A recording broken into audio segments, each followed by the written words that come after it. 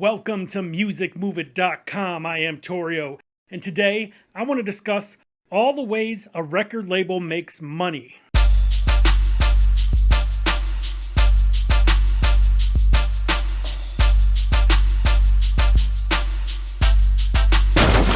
Record labels.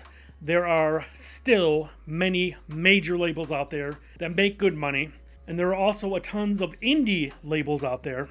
And you got to remember, if you are releasing your own music, you essentially are a record label. There's thousands of artist-owned indie record labels out there because of this, which is great. Now, a lot of these artist-owned labels don't always make a lot of money, or they break even a lot, but there are a lot that do make good money because they have a great marketing plan, a great business plan in general. Now, why am I bringing this up? Well, I want to talk about the ways that a label makes money, label meaning you even, not just a large one, the ways you can make money as your own label. Or even if you're a label owner, an indie label owner, and you're not an artist and you have artists that you've signed, I want to discuss all the ways that money can come in. So of course, you should know that when you sign to a label, you're signing a contract that says the label will put you out there. They'll manufacture, they'll distribute your music digitally and most times on CD and all that good stuff still. And then they will sell your music through promotion and marketing. And of course, money comes back into them through that. Now, most times artists will get some sort of upfront money, also known as an advance. But that money, the advance, needs to be recouped. So basically, they give you this advance and they'll be like, all right, we need to recoup this money. So basically, you're not going to get any royalties until this advance is recouped. Once the advance is recouped, then you can start making royalties. That's generally how it works. A lot of small labels, a lot of times they don't give advances because they don't have a huge budget. If you're the label owner, you got to make sure it's recouped before you start paying your artists. That's just how it is, and that's just how it works. Now, once it's recouped, like I said, they must share the royalties with you. Of course, on the publishing side, a lot of new artists, and especially indie artists, on a major, they can negotiate a split royalty thing for their publishing. So they could be like, look, I want either 100% of my publishing or I want half or whatever. And if the major label is cool with it, they'll do that. But a lot of times, especially early on, a lot of artists signed away their publishing completely, which is ridiculous. Being an indie owner or an indie artist of a record label and your own label, you get to keep all that publishing.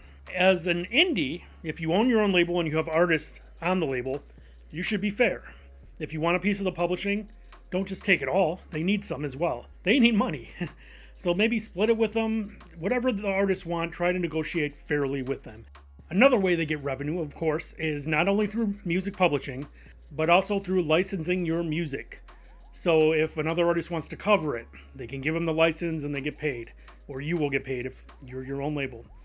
You can license it to commercials for use, to movies, video games, anything you can think of.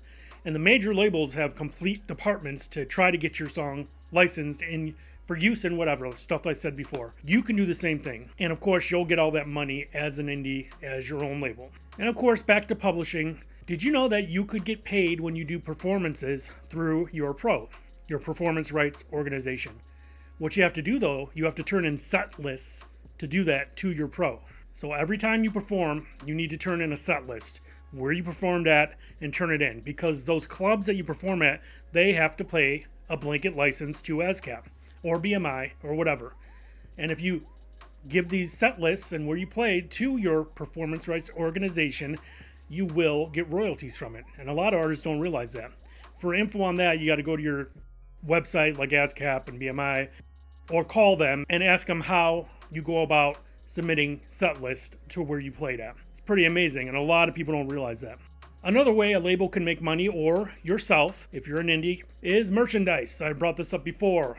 T-shirts, stickers, anything you can think of that are sold at shows. Now, the major labels, they started doing the 360 deal, where they want their hands in everything. They want their hands in everything that you do. And it's not always the best deal to sign, but being an indie, you can do your own merchandise and get all that money back. Go to a good company that prints t-shirts, prints hats, whatever, sell them at your shows on the side, and make a profit. It's as simple as that. You can even sell merch on your website, so that's another good thing. If you got a good enough fan following, they will buy the stuff. And of course, touring. Now, for a major label, it depends. If it's a 360 deal, they might have their hands in the tour money. But if it's not a 360 deal, most of the time, artists and bands make their money through shows. That's where they make the most money.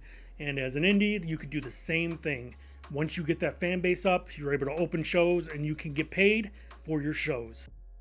A lot of indie labels and indie artists now start their own festivals. They'll rent like a whole area, like a festival area, and they will throw a big show. Just imagine like Woodstock, but smaller generally.